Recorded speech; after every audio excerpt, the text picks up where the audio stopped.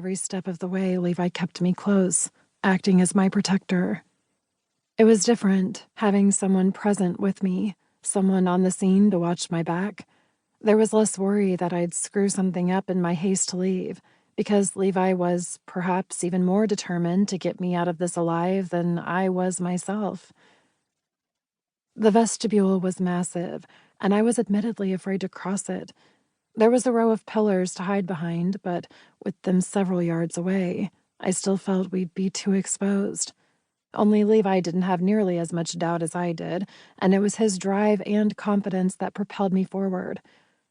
We moved swiftly across the aged tile and into the shadow of the first pillar.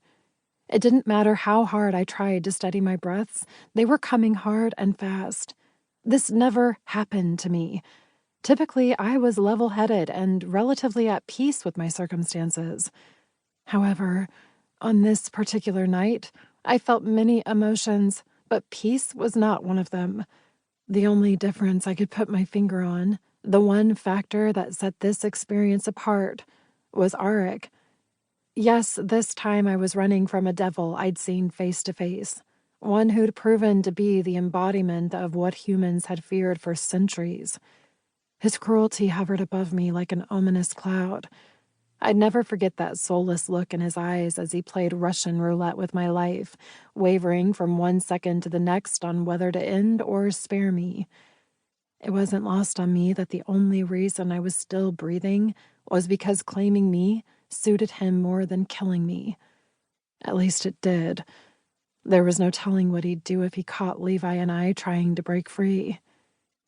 "It's chained," Levi whispered, causing my heart to leap for a second time when I peered around him to confirm.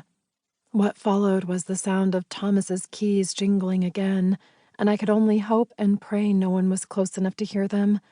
The metallic rattling seemed to grow louder by the second, and perspiration dampened my hairline. "What's that?"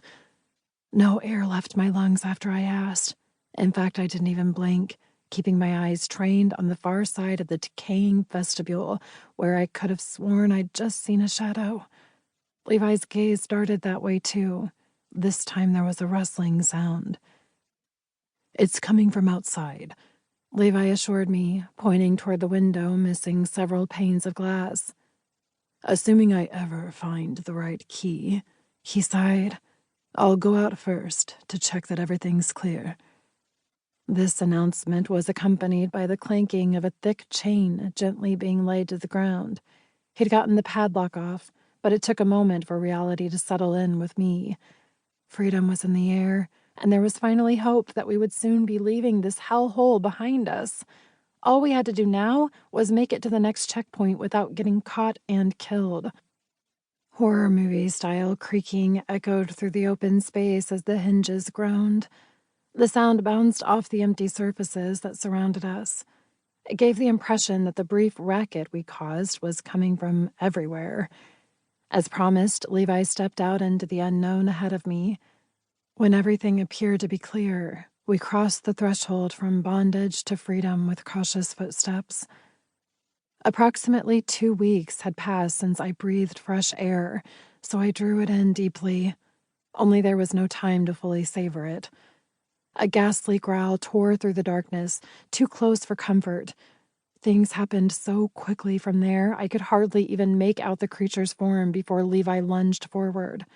With lightning-fast precision, he wrestled it down to the ground, locking its neck in the bend of his elbow. The hound sputtered for air as Levi squeezed tighter to crush its windpipe. The pressure was so great, it couldn't even manage a howl, which meant it couldn't call attention to us. Knowing Levi's strength, the thing didn't stand a chance.